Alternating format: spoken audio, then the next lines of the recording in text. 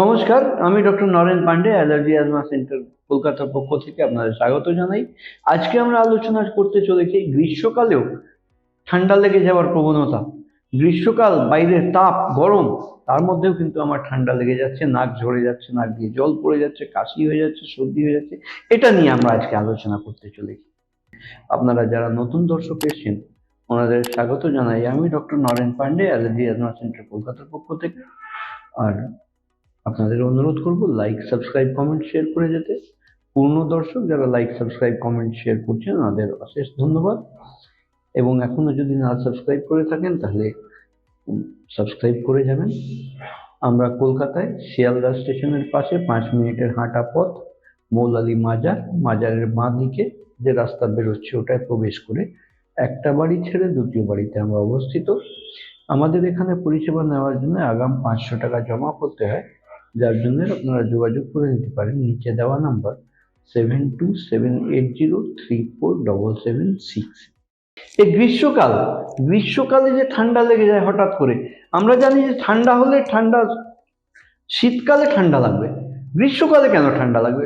চতুর্দিকে এত তাপের মধ্যেও কিন্তু আমার ঠান্ডা লেগে যাচ্ছে, সর্দি হয়ে যাচ্ছে, নাক দিয়ে জল গড়িয়ে যাচ্ছে, হাঁচি পড়ে যাচ্ছে, গলা খুসখুস করছে, কাশি হচ্ছে, শুকনো কাশি হচ্ছে, নন প্রোডাক্টিভ কফ হচ্ছে। এই সমস্ত উৎসর্গ কোথায়? এই সমস্ত জিনিসগুলো যদি আমরা খুঁজতে চাই তাহলে আমাদের খুঁজতে হবে। আর এই রোগী যারা আছে, যারা এই কষ্ট নিয়ে ভোগে, সারা বছরই কম বেশি ভুগতে থাকে, তারা গ্রীষ্মকালেও গরম জলে চেষ্টা করে স্নান করার, তারা গ্রীষ্মকালেও গরম জল খাওয়ার চেষ্টা করে, খাওয়া দাওয়ায় প্রচুর বাদ বিচার, কিন্তু তাও ঠান্ডা লেগে গিয়ে থাকে। এটা আমাদের খুঁজে বার করতে হবে কেন। মেইন রিজন হচ্ছে এনভায়রনমেন্টাল ফোনা অ্যান্ড ফ্লোরা।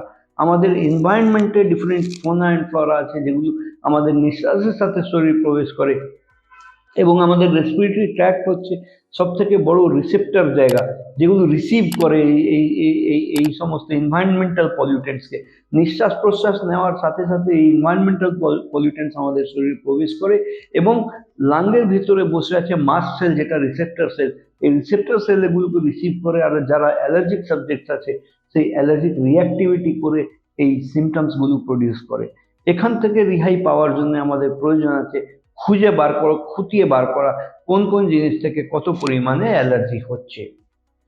এই অ্যালার্জি পরীক্ষা আমাদের এখানে 144 ধরনের অ্যালার্জেনের পরীক্ষা হয়, যার চার্জেস 2500 টাকা আছে, পরামর্শ শুল্ক 1000 টাকা আছে।